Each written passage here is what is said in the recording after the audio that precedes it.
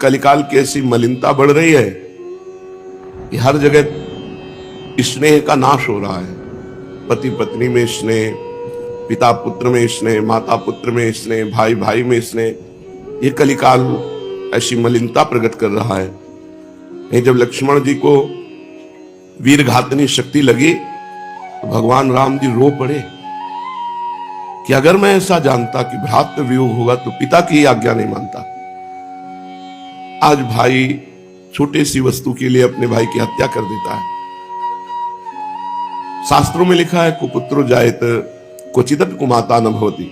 आज माता अपने पुत्र को मार देती है, पुत्र अपनी मां को मार देता। कैसा कलिकाल का मलिन प्रभाव बढ़ता चला जा रहा है कि परस्पर स्नेह ही नहीं रह गया। आज स्नेह की बहुत कमी होती चली जा रही है। कहीं स्नेह देखने को नहीं मिलता, स्वार्थ और कामना। तो क्या कोई स्नेह को जाने? जब परस्पर स्नेह नहीं तो भगवान से स्नेह क्या कर लोगे? तो स्नेह की पराकाष्ठा माता पिता, पुत्र स्नेह की पराकाष्ठा माता पिता। उस समय कर्तव्य का ज्ञान नहीं रहता। जब किसी का सयाना पुत्र पधार जाता है या वियोग को प्राप्त होता है तो समझाने से भी ज्ञान नहीं आता। बड़े बड़े पंडित भी पुत्र स्नेह के कारण अपने कर्तव्य से च्युत होते हुए देखे गए हैं। भगवान की माया ही विचित्र है। भगवान की माया का प्रभाव मूर्ख पंडित सभी पर समान रूप से पड़ता है।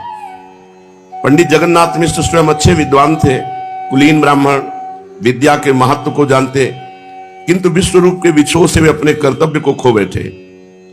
सर्वगुण संपन्न पुत्र के वैराग्य युक्त जीवन तो हृदय में भारी चोट लगी। वे इस विछोह का मूल कारण विद्या को ही समझने लगे कि अगर इतना पढ़े लिखे ना होते विश्व रूप तो वैराग्य धारण ना करते। उनके हृदय में बार बार यही प्रश्न आता, यदि विश्व रूप इतना अध्ययन न करता, यदि मैं उसे इस प्रकार सर्वदा पढ़ते रहने की छूट न देता तो संभव है मुझे आज ये दिन न देखना पड़ता। इसलिए इनके मन में आया कि अब निमाई को अधिक पढ़ाना लिखाना नहीं चाहिए। इधर उल्टा स्वभाव हो गया महाप्रभु का। बड़ा चंचल स्वभाव था, पढ़ना लिखना नहीं, खेलना कूदना, हंसी मजाक। जिस दिन से विश्व रूप गए उस दिन से अत्यंत गंभीर और पढ़ाई में एकदम तन्मय। बिल्कुल ग्रह त्याग से जो विश्व रूप का स्वभाव था वही महाप्रभु का हो गया। जैसे किसी से बात न करना, एकांत में शास्त्र स्वाध्याय करना, कोई खेलना नहीं, कोई हंसी मजाक, ऐसा महाप्रभु का एकदम स्वभाव पलट गया। अब ये खूब मन लगाकर पढ़ने लगे। दिन भर खूब परिश्रम के साथ पढ़ते, ना कोई खेलना, ना कोई कूदना, हंसी मजाक सब बंद। जब जगन्नाथ मिश्र ने देखा तो डर गए कि यही स्वभाव तो विश्वरूप का था जो इनका स्वभाव बन रहा है। इस बर्ताव को देखकर वो और घबरा गए कि क्या भगवान मेरा ये भी पुत्र सन्यासी हो जाएगा। वे सोचने लगे कि जो मुझे भय विश्वरूप से मिला कहीं ये निमाई से ना मिल जाए, क्योंकि निमाई भी अब विश्वरूप की भांति अध्ययन में संलग्न हो गया। और इनकी बुद्धि बड़ी तीव्र थी महाप्रभु चैतन्य देव जी की। एक दिन में ही का से लेकर ज्ञा तक पूरे अक्षर लिखना सीख गए। एक ही दिन में संपूर्ण वर्णों की जानकारी कर ली। जगन्नाथ मिश्र जी को लगा कि अब विश्व रूप की भांति इसको स्वतंत्रता नहीं देनी चाहिए अध्ययन की, नहीं ये भी हमारे हाथ से चला जाएगा। ये सोचकर उन्होंने निमाई को बुलाया और प्यार से कहने लगे, बेटा तुम मेरी एक बात मानोगे? उसे तुम्हें मानना चाहिए, चाहे मेरी अनुचित बात हो या उचित बात हो, मैं तुम्हारा पिता हूं। महाप्रभु ने नम्रता से कहा, पिताजी आप आज्ञा तो कीजिए, भला मैं कभी आपकी आज्ञा को टाल सकता हूं? आपके कहने से मैं सब कुछ कर सकता हूं। पिताजी ने कहा, हम तुम्हें शपथ दिलाते हैं कि आज के बाद तुम अध्ययन नहीं करोगे। ये प्रेम है, ये स्नेह है। एक गया दूसरा अध्ययन में लग गया, ये भी चला जाएगा। मैं शपथ दिलाता हूं कि आज के बाद तुम अध्ययन नहीं करोगे, हमारी आज्ञा है, अब तुम पढ़ाई लिखाई एकदम बंद करो। अभी शुरू ही की थी, शपथ दे दी कि हमारी शपथ है तुम पढ़ाई नहीं पढ़ोगे। मौन स्वीकृति दे दी, जैसी आपकी आज्ञा। जिस दिन से विश्वरूप गृह त्याग कर चले गए थे उस दिन से इतने सौम्य, इतने गंभीर, इतने आज्ञा पालन करने वाले महाप्रभु की जो आज्ञा हो बस वैसे ही। पिता की बात सुनकर नीचे से सिर झुकाए कहा, जैसी आज्ञा होगी वही करूंगा। इतना कहकर भीतर माता के पास गए, पिताजी की आज्ञा माताजी को सुना दी। दूसरे दिन से लिखना पढ़ना सब बंद कर दिया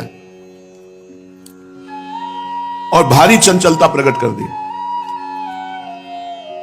फिर वही आरंभ कर दिया, बच्चों के साथ खेलना कूदना, उपद्रव करना, गंगा जी के घाट में जाना, घंटों बालू से खेलना, गंगा जी के जल में खड़े होकर जल उलीच करके खेलना, अपने साथियों को लेकर भर भर के कमंडल जो भी वहां गंगा स्नान करने आता उनके ऊपर डालना, उपद्रव मचाना शुरू कर दिया।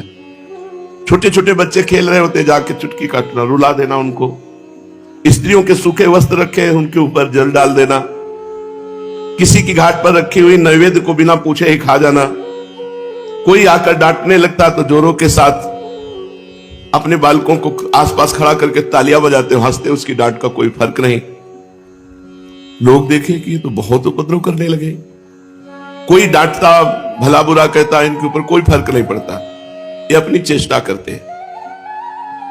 बहुत से कहते कि अजी इस बालक को क्या हो गया है, इतना उपद्रव क्यों करने लगा, बड़ा उपद्रवी है, किसी की सुनता ही नहीं।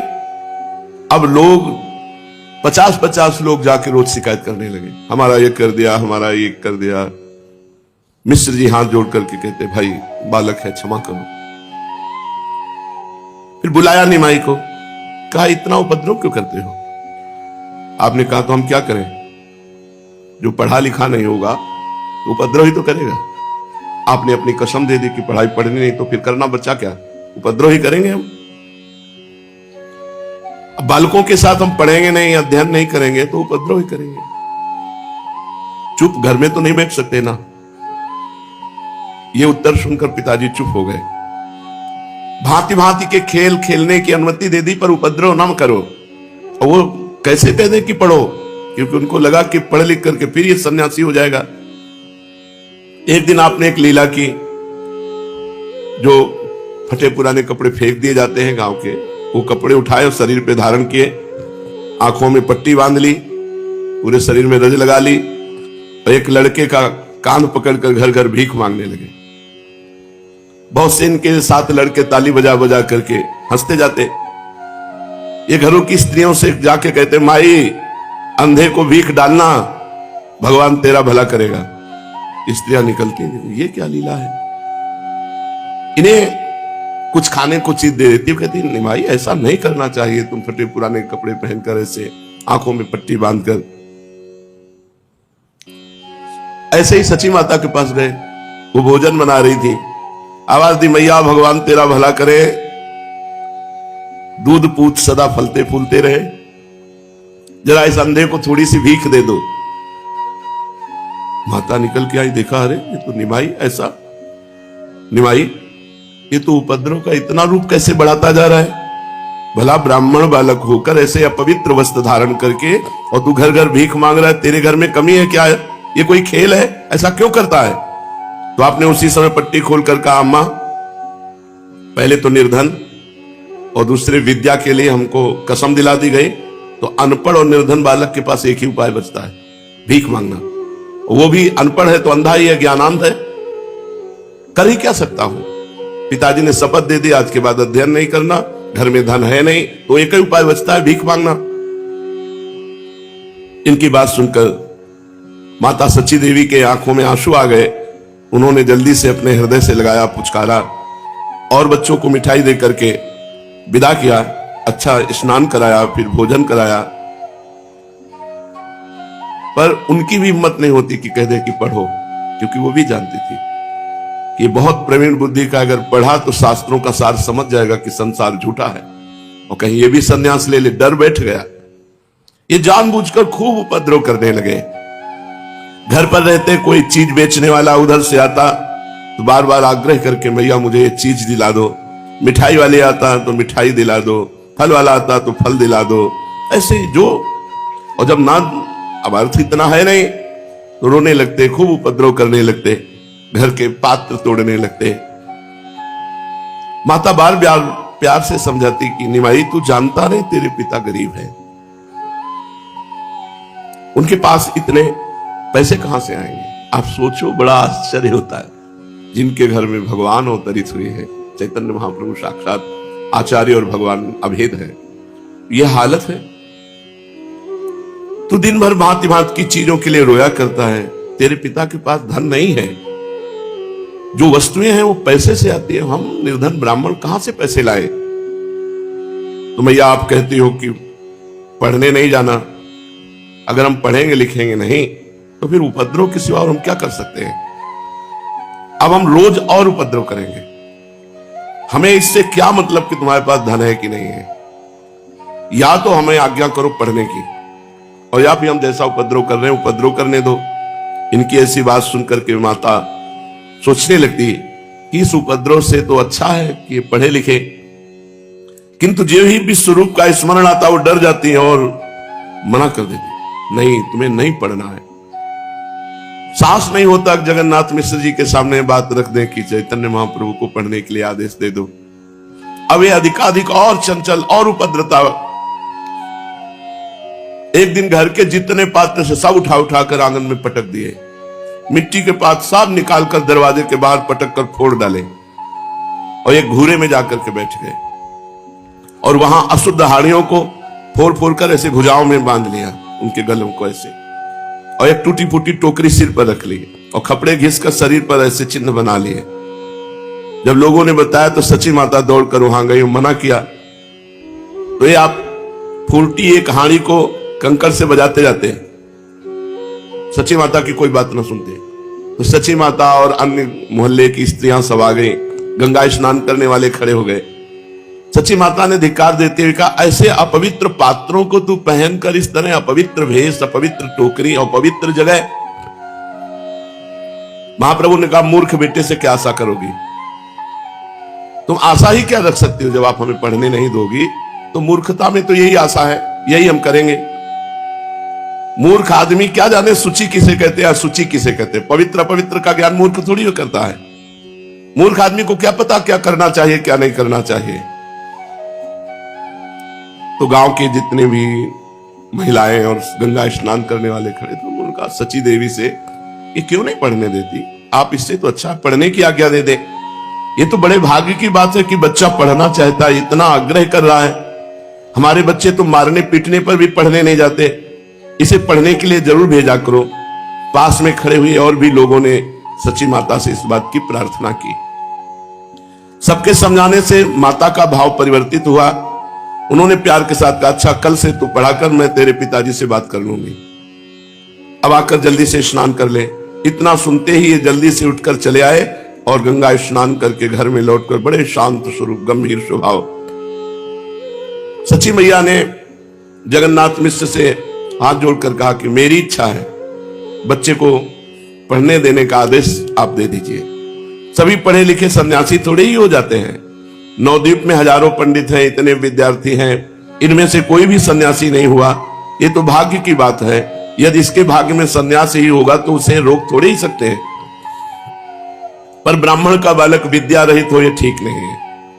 और भी बहुत से लोगों ने पंडित जी से आग्रह किया। सब लोगों के कहने से पंडित जगन्नाथ जी ने चैतन्य महाप्रभु को विद्या अध्ययन करने की अनुमति दे दी। निमाई खूब मनोयोग के साथ अब पढ़ने लिखने लगे। अब इन्होंने किसी भी प्रकार की कोई त्रुटि, चंचलता, हंसी मजाक कुछ नहीं। एक दिन की बात, ये भगवान का भोग का पान दिया गया, ये उसे पा गए और हुंकार मारी और बेहोश हो गए। थोड़ी देर में होश में आने पर इन्होंने माता से कहा, अम्मा भैया विश्वरूप मेरे पास आए थे, उन्होंने कहा तू सन्यासी हो जा। हमने कहा हम बालक हैं, भला हम सन्यास का मर्म क्या समझे? हम तो अपने वृद्ध माता पिता की सेवा करेंगे, यही हमारा धर्म है। हम अपने माता पिता को छोड़कर कहीं जाना नहीं चाहते। मेरी बात सुनकर उन्होंने कहा, अच्छा तो ठीक है, आगे देख लेना और हमारी माता को प्रणाम कर, हमारा प्रणाम कहना, अब हम जाते हैं। ये कहकर भैया चले गए। इस बात सुनकर माता को विश्वरूप की याद आ गई और वो बहुत फपक कर विश्वरूप के लिए रोने लगी और निमाई को छाती से चिपका लिया।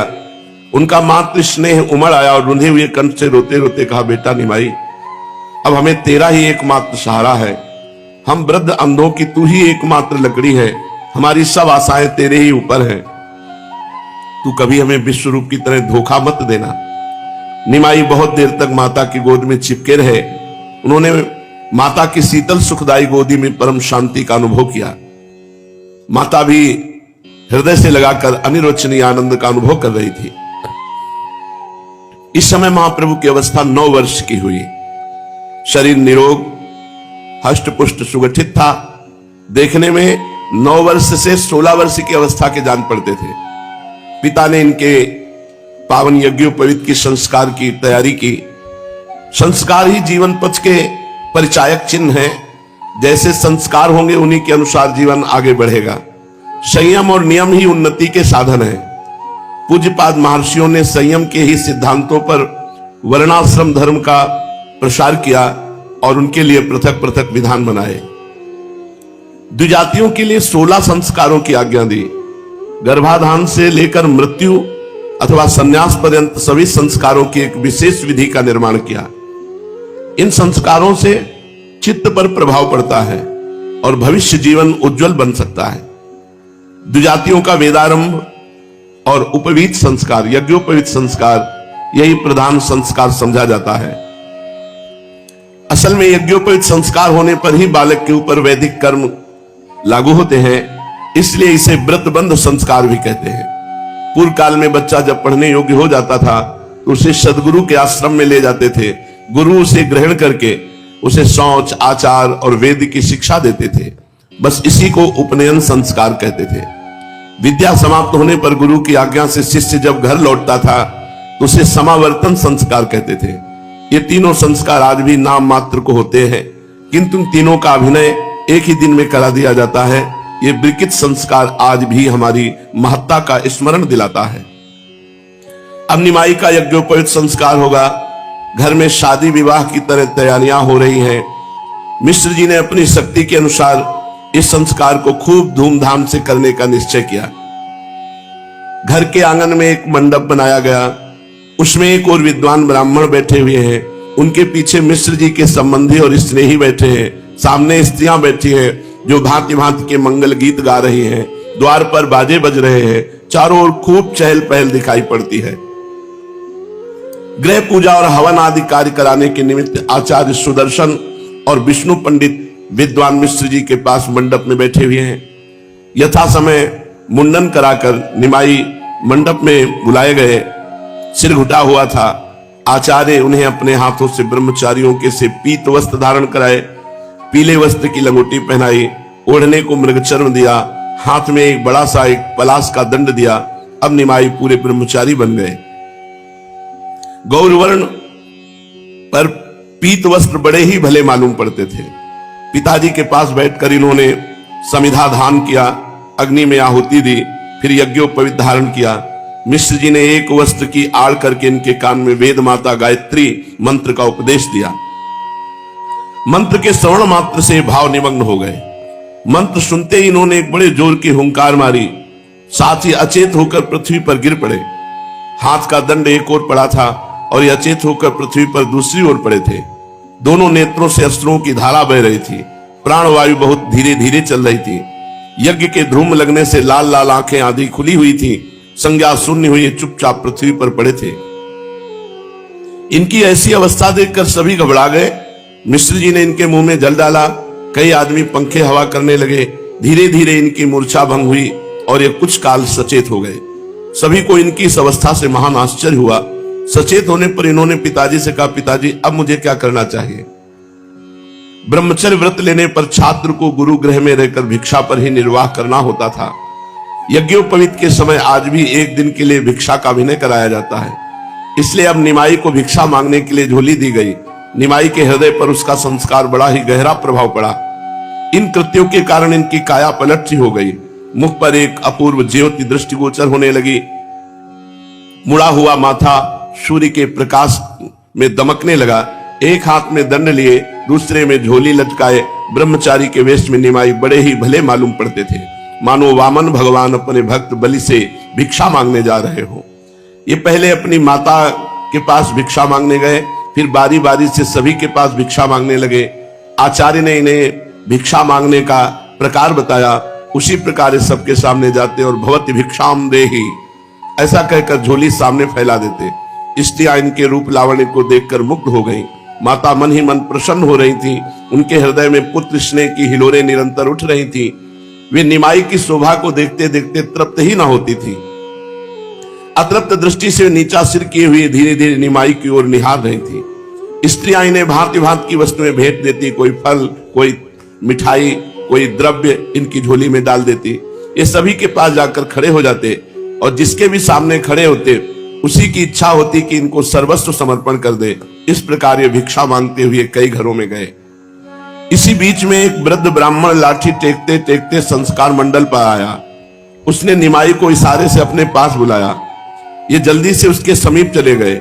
उसने अपने कांपते हुए हाथों से एक सुपारी इनकी झोली में डाल दी। इन्होंने उस सुपारी को जल्दी से झोली में से निकालकर अपने मुंह में डाल लिया। सुपारी के मुख में डालते ही इनकी विचित्र दशा हो गई।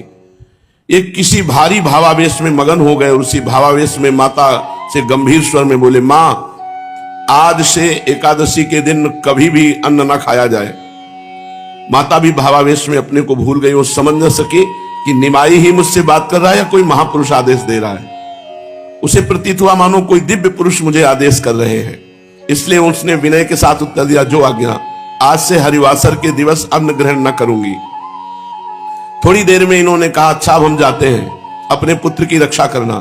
इतना कहकर वो फिर अचेत होकर गिर पड़े और थोड़ी देर बाद चारों ओर अपनी बड़ी बड़ी लाल लाल आंखों को फाड़ फाड़ कर देखने लगे, मानो कोई नींद से जगा हुआ आदमी आश्चर्य के साथ अपने पास के अपूर्व कार्यों को देख रहा हो। इन्होंने स्वस्थ होकर जब बैठे तो मिश्र जी ने पूछा, बेटा क्या बात थी, तुम क्या कह रहे थे?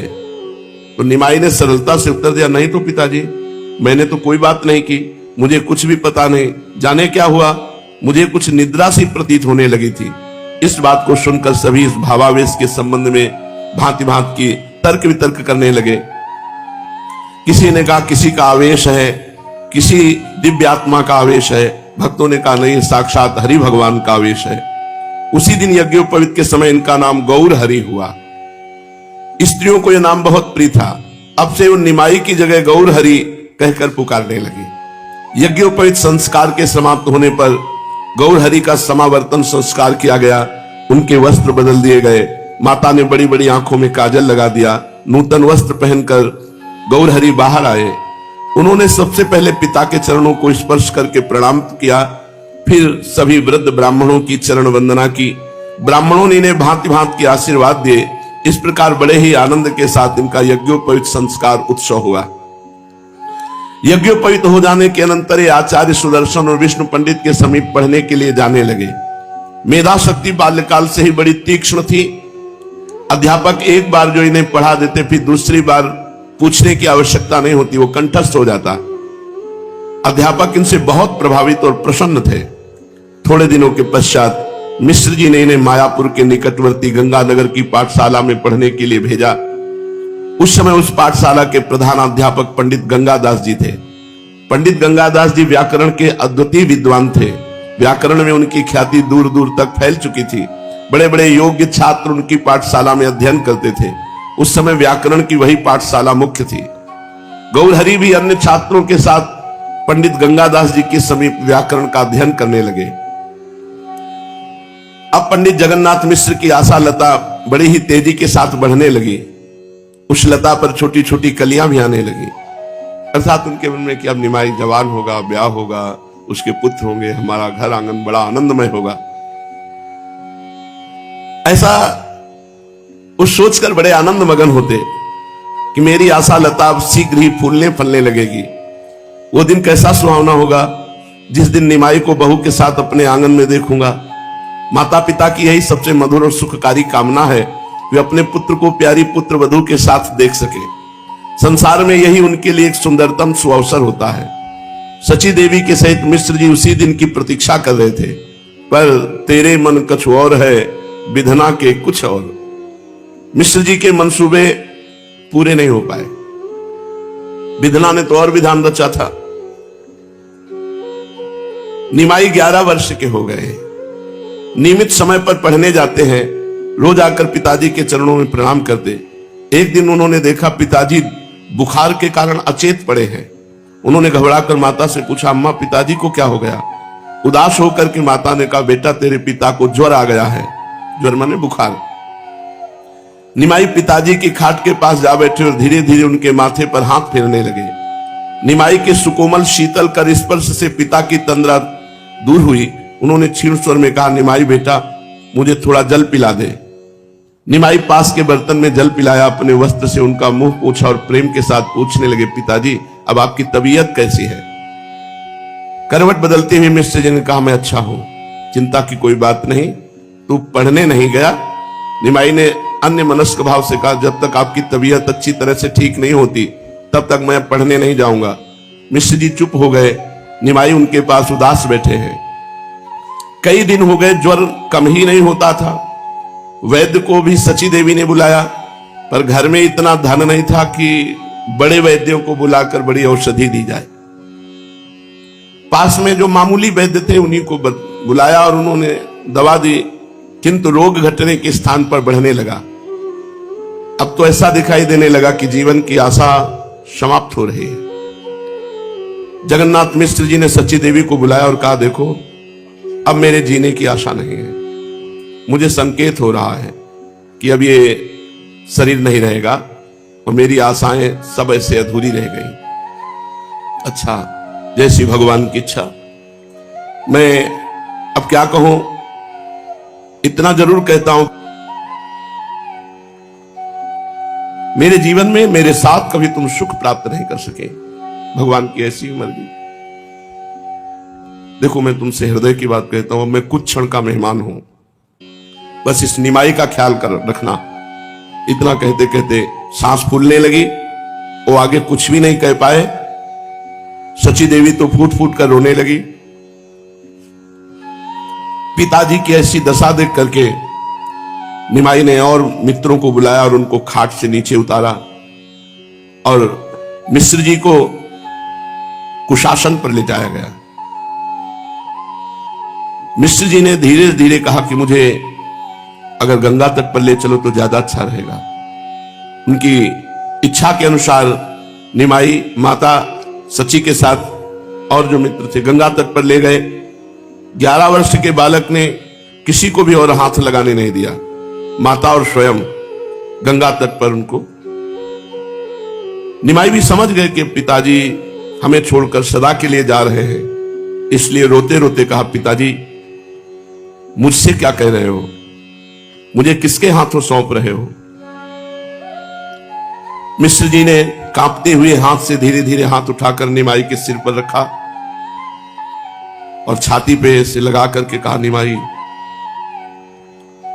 मैं तुम्हें भगवान के हाथों सौंपता हूं,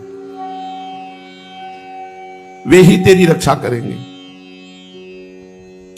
बस इतना कह पाए और हाथ पुनः वापस आया और शरीर छूट गया। निमाई जोर जोर से रोने लगे। सची देवी भी चीत्कार करके रोने लगी। सभी सगे संबंधी उन्हें धैर्य बंधाए। फिर धैर्य धारण करके गौरहरि ने अपने हाथों से पिता की अंत्येष्टि क्रिया की। पिता के परलोक गमन से बहुत दुख हुआ। अब माता को तो चारों ओर अंधेरा ही अंधेरा दिखाई दे रहा था।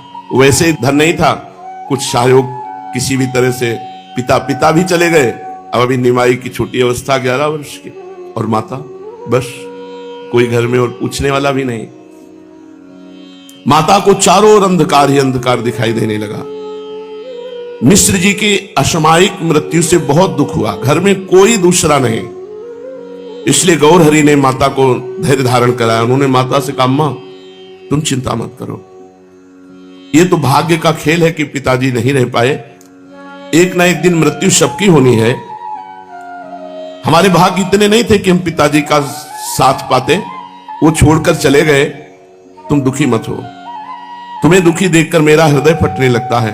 मैं हर तरह से आपको सुख प्रदान करने की चेष्टा करूंगा, मैं तुम्हारी सेवा करूंगा।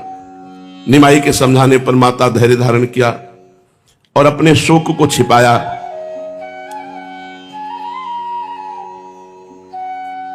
अब ये विद्याध्ययन में बहुत प्रवीणता पूर्वक चैतन्य महाप्रभु लगे।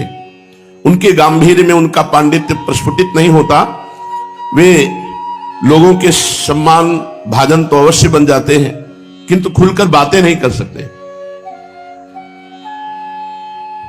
अब ऐसा प्रिय व्यवहार महाप्रभु का होने लगा कि जो मिले वही इनसे आसक्त हो जाए। छोटे बड़े विद्यार्थी या अध्यापक जो भी मिले, जिस दिन से पिता का शरीर संपन्न हुआ उस दिन से ऐसा प्रेममय स्वरूप हुआ कि जो मिले वही इनसे आसक्त हो जाए। जहां आवश्यकता से अधिक चंचलता थी वहां गंभीरता, मृदुता, स्नेह और मुस्कुराकर बात करते तो चित्त अपहरण कर लेते। वैसे ही गौरांग है। पंडित गंगादास जी की पाठशाला में बहुत बड़े बड़े विद्यार्थी अध्ययन करते थे, जो इनसे विद्यावृद्ध होने के साथ साथ वयोवृद्ध थे। 30-30, 40-40 वर्ष के छात्र पाठशाला में थे और अभी महाप्रभु की अवस्था 14 वर्ष की हुई।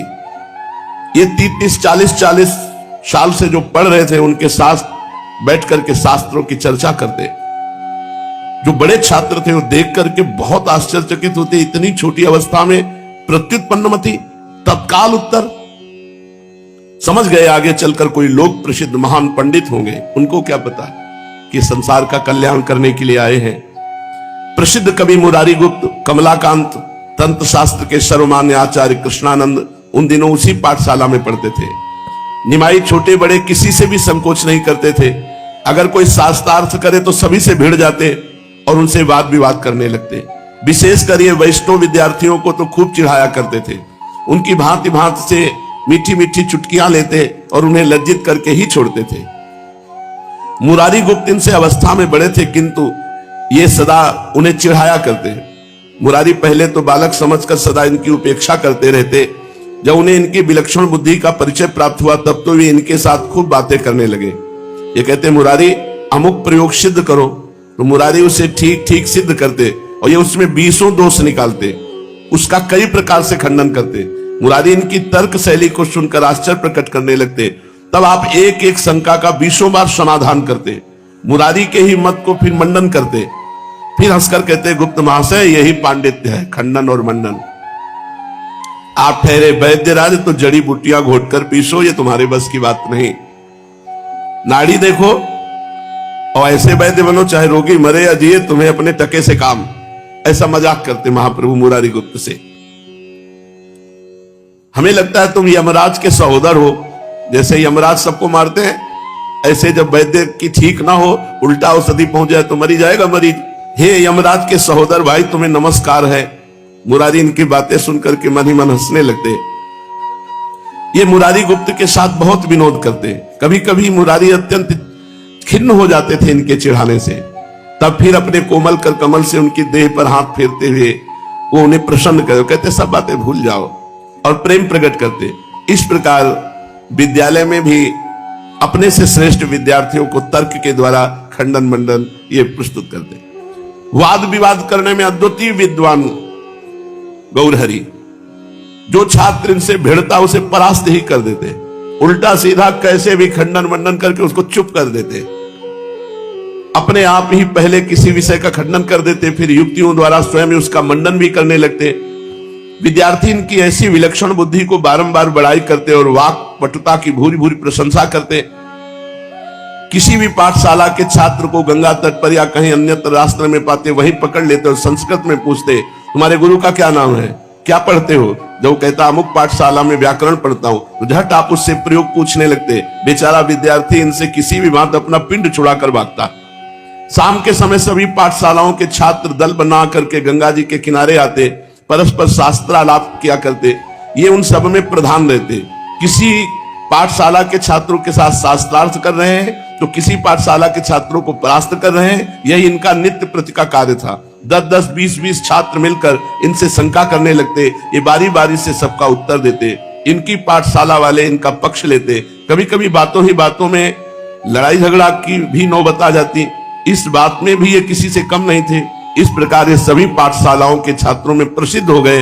विद्यार्थी इनकी सूरत देखकर भागने लगे कि जहां मिलेंगे तर्क विवाद करेंगे। उन दिनों आजकल की भांति व्याकरण के टीका ग्रंथों का प्रचार नहीं था, छापे खाने नहीं थे, इसलिए पुस्तकें हाथ से ही लिखनी पड़ती थी और मूल के साथ ही टीका को भी कंठस्थ करना पड़ता था। अध्यापक टीकाओं के ऊपर जो टिप्पणियां बताते उन्हें छात्र भूल जाते, इसलिए कई छात्र परस्पर मिलकर पाठ को विचार न ले तब तक पाठ लगता ही नहीं था। अब भी पाठशालाओं में बुद्धिमान छात्र अपने साथियों को पाठ विचरवाया करते हैं। निमाई भी अपने साथियों को पाठ विचरवाते, इसलिए सभी छात्र इनका गुरु की भांति आदर करते थे। ये विषयों का इस ढंग से विषय को समझाते जो पढ़ाई का विषय था कि मूर्ख से मूर्ख छात्र सहज में पढ़े हुए पाठ को समझ जाता था। उन दिनों गौरांग व्याकरण के पंची टीका नामक ग्रंथ को समाप्त कर चुके थे। इन्होंने उसके ऊपर एक सरल टिप्पणी भी लिखी। इनकी की हुई टीका के ऊपर टिप्पणी विद्यार्थियों के बड़े ही काम की थी। बहुत शीघ्र ही विद्यार्थियों में इनकी टिप्पणी का प्रचार हो गया और बड़े बड़े विद्वानों ने इनके पांडित्यपूर्ण टिप्पणी का मुक्त कंठ से प्रशंसा की। यही तक नहीं, उस टिप्पणी का नवद्वीप से बाहर अन्य देशों के छात्रों में भी प्रचार हुआ और सभी ने इनके पांडित्य की सराहना की। इस प्रकार इनकी प्रशंसा दूर दूर तक फैल गई। व्याकरण के साथ ही अलंकार के भी पाठ सुनते और उन्हें सुनते सुनते हृदयंगम कर लेते। ये जो सुनते वो कंठस्थ हो जाता। इस प्रकार ये थोड़े ही समय में व्याकरण तथा अलंकारों के प्रवीण आचार्य हो गए। उन दिनों नवद्वीप में जो न्याय का बोलबाला था, पंडित व्याकरण पर कर न्याय नहीं जानता उसको विशेष सम्मान नहीं होता था। न्याय में उन दिनों पंडित वासुदेव सार्वभौम नदिया के राजा समझे जाते थे। न्याय में उन्हीं की पाठशाला सर्वश्रेष्ठ समझी जाती थी। उसमें सैकड़ों छात्र पढ़ते थे। उस पाठशाला के पढ़े हुए छात्र आज संसार प्रसिद्ध पंडित माने जाते हैं। नव्य न्याय की जो टीका जागदीशी के नाम से न्याय की ही परिचय देती है, उसी के प्रणेता पंडित जगदीश के भी गुरु भवानंद इसी पाठशाला के छात्र थे। दीधित नाम की जगत प्रसिद्ध ग्रंथ के प्रणेता पंडित रघुनाथ जी भी उन दिनों इसी पाठशाला में पढ़ते थे। इस प्रकार वह पाठशाला न्याय का एक भारी केंद्र बनी हुई थी। निमाई भी पाठशाला में जाकर न्याय का पाठ सुनने लगे। ऐसी पाठशालाओं में प्रत्येक छात्रों के पृथक पाठ नहीं चलते, 10-5 पाठ होते हैं। अपनी जैसी योग्यता हो उसी पाठ को जाकर सुनते रहो, बस यही पढ़ाई थी।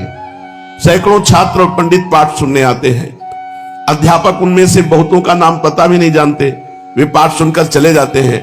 आज भी काशी आदि बड़े बड़े स्थानों की प्राचीन ढंग की पाठशालाओं में ऐसी ही रिवाज है। निमाई भी पाठशाला में जाकर पाठ सुनाते। सार्वभौम महाशय का उन दिनों इनके साथ कोई विशेष परिचय नहीं हुआ, किंतु इनकी चंचलता, चपलता, वाक्पटुता और लोकोत्तर मेधा के कारण मुख्य छात्र इनसे बहुत स्नेह करने लगे। वे ये भी जानने लगे कि न्याय जैसे गंभीर विषय को निमाई भली भांति समझता है। वो अन्य बहुत से छात्रों की बात केवल सुनकर ही नहीं चला जाता। पीछे जिनका हम उल्लेख कर चुके हैं, वे दीधिति महाग्रंथ के रचयिता पंडित रघुनाथ उन दिनों सभी छात्रों में सर्वश्रेष्ठ समझे जाते थे। उन्हें स्वयं भी अपनी तर्क शक्ति और विलक्षण बुद्धि का भरोसा था। उनकी उस समय से ही ये प्रबल वासना थी कि मैं भारतवर्ष में एक प्रसिद्ध न्यायिक बनूं, संपूर्ण देश में मेरी विलक्षण बुद्धि की ख्याति हो जाए। जो जैसे होनहार होते हैं उनकी पहले से वैसी भावना होती है। रघुनाथ की भी सर्वमान्य बनने की पहले से ही वासना थी। रघुनाथ के साथ निमाई का परिचय पहले से ही हो चुका था। उनके साथ इनकी गाढ़ी मैत्री भी हो चुकी थी। निमाई कभी कभी रघुनाथ के निवास स्थान पर भी जाया करते थे और उनसे न्याय संबंधी बातें किया करते थे। इनकी बातचीत से ही रघुनाथ समझ गए थे कि ये कोई होनहार न्यायिक है। वे समझते थे कि मुझसे न्याय में स्पर्धा रखने वाला नवद्वीप में दूसरा कोई छात्र नहीं है। निमाई से बातचीत करते करते उनको खटकने लगा कि यदि इसने परिश्रम कर लिया तो मुझसे बड़ा विद्वान हो जाएगा। बातचीत से समझ गए, किंतु उन्हें अपनी बुद्धि पर पूरा भरोसा था, इसलिए इस विचार को अपने हृदय में जमने नहीं देते थे। एक दिन रघुनाथ को गुरु ने कोई पंक्ति लगाने को दी। वह पंक्ति रघुनाथ की समझ में ही नहीं आई। वे दिन भर चुपचाप बैठे हुए उसी पंक्ति को सोचते रहे। तीसरे पहर जाकर वो पंक्ति रघुनाथ की समझ में आई। उन्हें बड़ी प्रसन्नता हुई। गुरु को बताकर वे अपने स्थान पर भोजन बनाने चले गए। निमाई का स्वभाव तो चंचल था ही। रघुनाथ को पाठशाला में न देखकर आप उनके निवास स्थान पर पहुंचे। वहां जाकर देखा रघुनाथ भोजन बना रहे हैं। लकड़ी गीली है, रघुनाथ बार बार फूंकते हैं, अग्नि जलती ही नहीं। धुएं के कारण उनकी आंखें लाल पड़ गई हैं और उनमें से पानी निकल रहा है। हंसते हुए निमाई ने रघुनाथ के चौके में प्रवेश किया और प्रेम के साथ हंसते हुए, पंडित महाशय, आज असमय में रसोई कैसे बना रहे हो? अग्नि में फूंक देते हुए रघुनाथ ने कहा, क्या बताऊं भाई, गुरुजी ने एक पंक्ति लगाने के लिए दी थी, वो मेरी समझ में नहीं आई। दिन भर सोचते रहने पर अब समझ में आई है। उसे अभी गुरुजी को सुना कर आया हूं, इसलिए भोजन बनाने में देर हो गई। जल्दी से निमाई ने कहा, जरा हमको पंक्ति सुनाए। पंक्ति क्या आफत थी जो आप जैसे पंडित की समझ में इतनी देर में आई? जरूर कोई बहुत ही कठिन होगी। मैं भी एक बार सुनना चाहता हूं। रघुनाथ ने पंक्ति सुना दी। थोड़ी देर सोचने के अंतर निमाई हंस पड़े और बोले, बस इस छोटी सी पंक्ति की इतनी बात को सोचने के लिए इतना समय? आवेश के साथ रघुनाथ ने कहा, अच्छा कुछ भी नहीं है तो तुम ही लगाकर बताओ पंक्ति। इतना सुनते ही निमाई बड़ी सरलता के साथ पंक्ति के पूर्व पक्ष की स्थापना की, फिर यथावत एक एक शंका का समाधान करते हुए उसे बिल्कुल ठीक लगा दिया। इतनी जल्दी खिलवाड़ में हंसते हंसते ऐसी कठिन पंक्ति का उत्तर? रघुनाथ को पक्का भरोसा होगा कि हमसे बढ़कर ये विद्वान है। उन्हें जो शंका थी वो प्रत्यक्ष उपस्थित हुई। उनकी सभी आशा पर पानी फिर गया। वो भोजन बनाना भूल गए। निमाई उनके मनोभाव को ताड़ गए कि रघुनाथ कुछ लज्जित हो गए हैं, इसलिए ये कहते हुए कि अच्छा आप भोजन बनावे, फिर मिलेंगे। पाठशाला की ओर चले गए। रघुनाथ जी जैसे तैसे भोजन बनाया, किंतु उनके हृदय में निमाई की बुद्धि के प्रति दाह होने के कारण उन्हें भोजन में आनंद नहीं आया। जैसे तैसे भोजन करके वो पाठशाला में आए।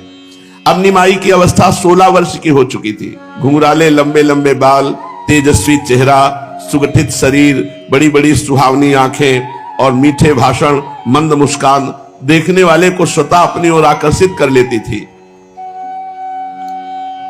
वे सभी से दिल खोलकर मिलते और खूब घुल मिलकर बातें करते। उनके मिलने वाले परस्पर सभी यही समझते थे, निमाई जितना अधिक स्नेह हमसे करता है उतना किसी दूसरे से शायद ही करता हो। इसका कारण यह था कि उनके हृदय में किसी भी प्राणी के प्रति द्वेष नहीं था। जिसके हृदय में प्राणी मात्र के प्रति सम्मान है उसे सभी अपना सगा संबंधी समझने लगते हैं। इसलिए निमाई के बहुत अधिक स्नेही थे। व्याकरण पढ़ने के अनंतर ये न्याय का अभ्यास करने लगे और उसी बीच न्याय के ऊपर भी एक टिप्पणी लिखने लगे। इनके सहपाठी और स्नेही पंडित रघुनाथ जी उसी समय अपने जगत प्रसिद्ध दीधीति ग्रंथ को लिख रहे थे। वे समझते थे मेरा यह ग्रंथ अर्वाचीन न्याय के ग्रंथों में अद्वितीय होगा। जब उन्होंने सुना कि निमाई भी एक न्याय ग्रंथ लिख रहे हैं तब तो इनको भय मालूम पड़ने लगा और इनकी प्रबल इच्छा हुई कि उस ग्रंथ को देखना चाहिए। ये सोचकर एक दिन उन्होंने निमाई से कहा, भाई हमने सुना है न्याय के ऊपर तुम कोई ग्रंथ लिख रहे हो, हमारी बड़ी इच्छा है किसी दिन अपने ग्रंथ को हमें भी दिखाओ। इन्होंने जोरों से हंसते हुए कहा, जी आप भी कैसी बात कर रहे हैं, भला हम न्याय जैसे जटिल विषय पर लिख ही क्या सकते हैं, ये तो आप जैसे पंडितों का काम है। हम तो वैसे ही मनोविनोद के लिए खिलवाड़ सा करने लगे हैं, आपसे किसने कह दिया? रघुनाथ ने आग्रह के साथ कहा, कुछ भी हो मेरी बड़ी प्रबल इच्छा है, यदि तुम्हें कोई आपत्ति न हो तो अपने ग्रंथ को मुझे जरूर दिखाओ। इन्होंने जल्दी से कहा, भला इसमें आपत्ति की बात ही क्या हो सकती है, ये तो हमारा सौभाग्य कि आप जैसे विद्वान हमारी रचना को देखने की जिज्ञासा करते हैं। मैं कल जरूर उसे लेता आऊंगा। दूसरे दिन निमाई अपने ग्रंथ को साथ लेके आए। पाठशाला से लौटते समय वे नाव पर बैठकर रघुनाथ को अपने ग्रंथ को सुनाने लगे। रघुनाथ ज्यों ज्यों उस ग्रंथ को सुनते त्यों ही त्यों उनकी मनोवेदना बढ़ती जाती थी। यहां तक कि वे ग्रंथ को सुनते सुनते फूट फूट कर रोने लगे और निमाई अपनी ध्वनि में सुनाते ही जा रहे थे। उन्हें पता ही नहीं था कि रघुनाथ की ग्रंथ सुनने से क्या दशा हो रही है। सुनाते सुनाते एक बार उन्होंने दृष्टि उठाकर रघुनाथ की ओर देखा। इनके आश्चर्य का ठिकाना न रहा। आश्चर्य प्रकट करते हुए निमाई ने पूछा, भैया तुम रो क्यों रहे हो? आंसू पोंछते हुए रुद्ध कंठ में उन्होंने कहा, निमाई तुमसे मैं अपने मनोगत भावों को छिपाकर एक नया दूसरा पाप न करूंगा। सत्य बात तो यह है कि मैं इस अभिलाषा से अपने ग्रंथ को लिख रहा था कि वो सर्वश्रेष्ठ ग्रंथ होगा, किंतु तुम्हारे इस ग्रंथ को देखकर मेरी चिराभिलषित आशा पर पानी फिर गया।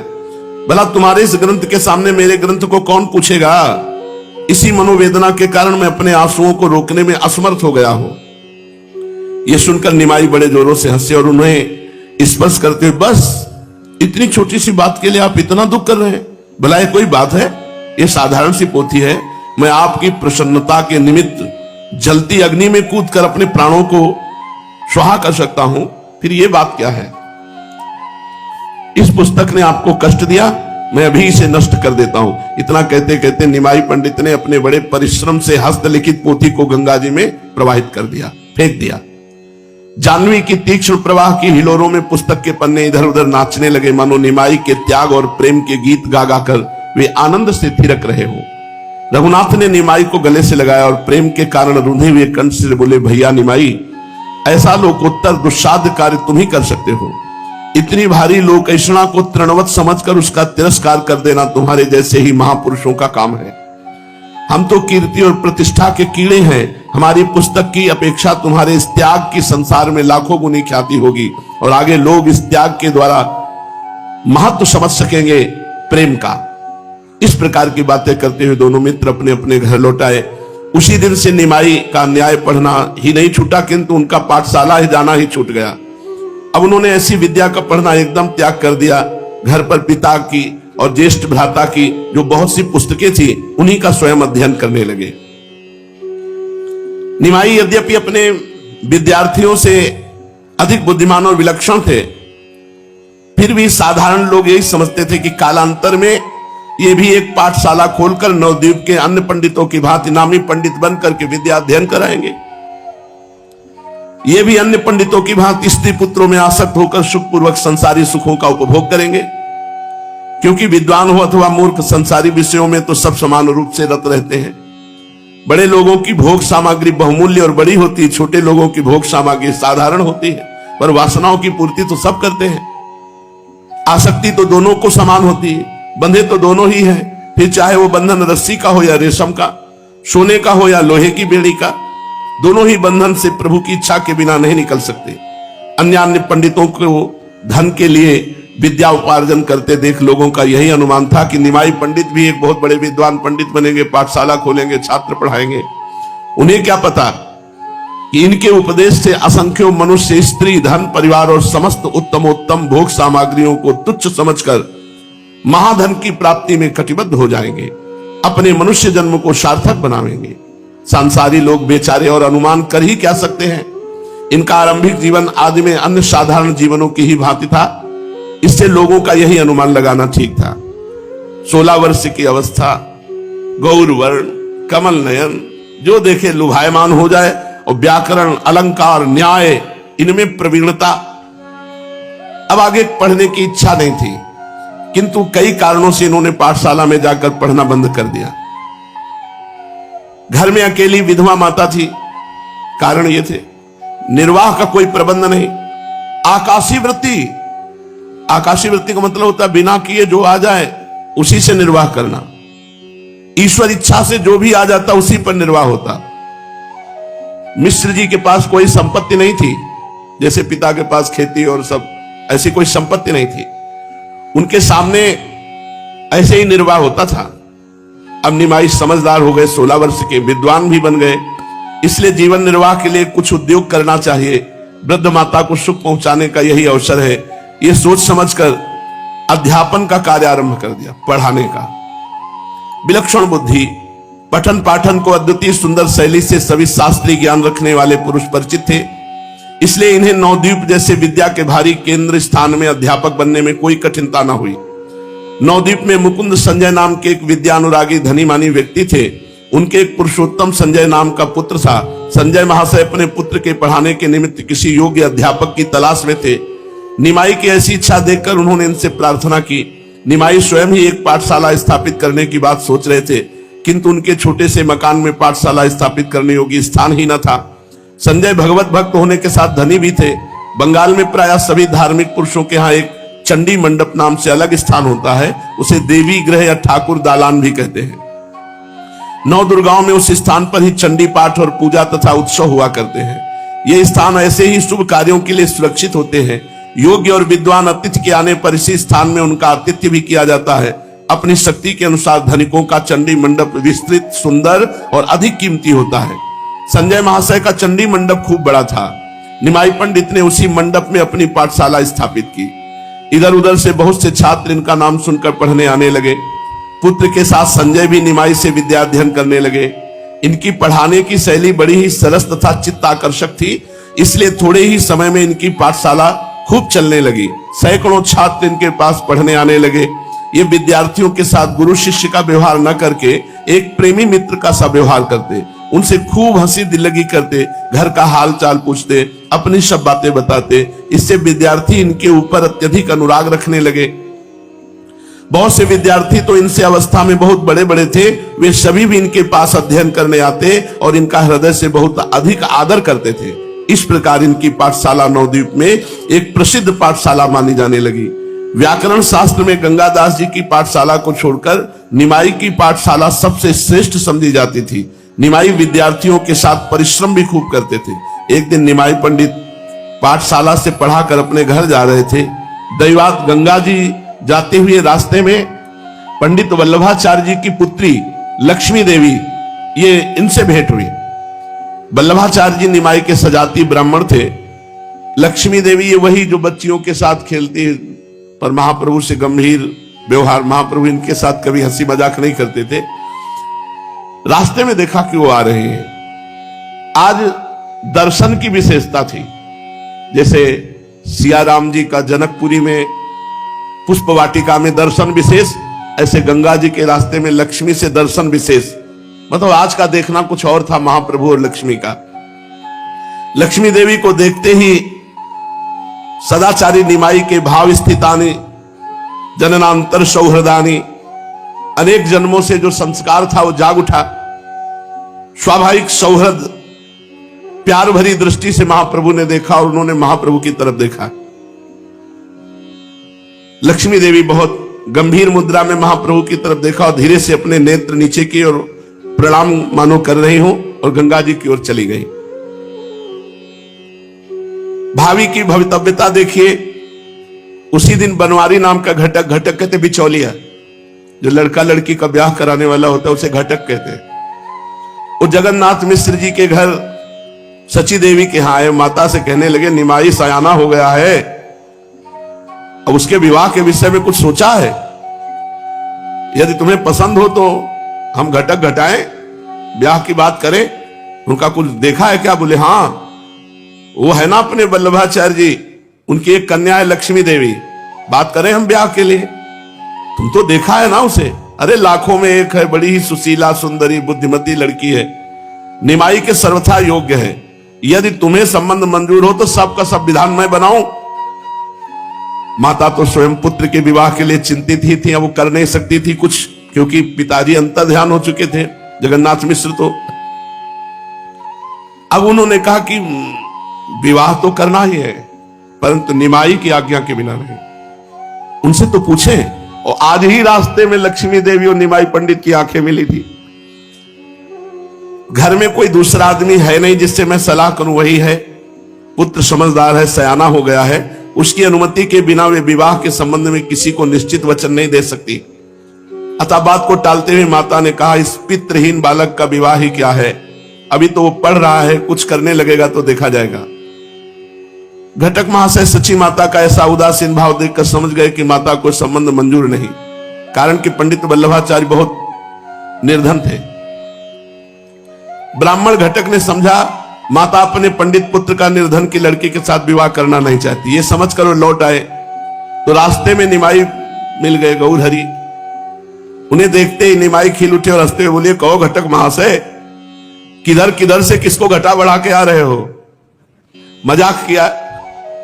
कुछ असंतोष के भाव से घटक ने उत्तर दिया, गया तो था तुम्हारी माता के पास पंडित वल्लभाचार्य जी की पुत्री के साथ तुम्हारे विवाह की बातचीत करने, उन्होंने तो नामंजूर कर दिया। तुम्हारी कोई सलाह है? निमाई ये सुनकर हंस पड़े। उन्होंने कुछ भी उत्तर नहीं दिया और हंसते हुए घर चले गए, मानो इसे स्वीकृति ही कहिए। घर पहुंचकर मुस्कुराते हुए कहा, घटक बहुत उदास होकर जा रहे थे, मां वल्लभाचार्य जी के संबंध को मंजूर क्यों नहीं किया? माता समझ गई कि निमाई की इच्छा है। उन्होंने बड़ी प्रसन्नता से कहा कि नामंजूर नहीं किया, हम तो तुम्हारी अनुमति चाहती थी।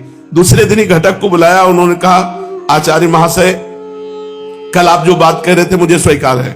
सची माता ने कहा, आप पंडित वल्लभाचार्य से ठीक ठीक बात कर लीजिए, अब आप ही हमारे हितैषी हैं, घर में दूसरा कोई ऐसा है नहीं जो बात कर सके, अब आपका ही लड़का है, जैसा चाहो वैसा करो। बनवारी घटक को बड़ी प्रसन्नता हुई। उसी समय वल्लभाचार्य के घर पहुंचे। आचार्य इनका सत्कार किया, आने का कारण पूछा।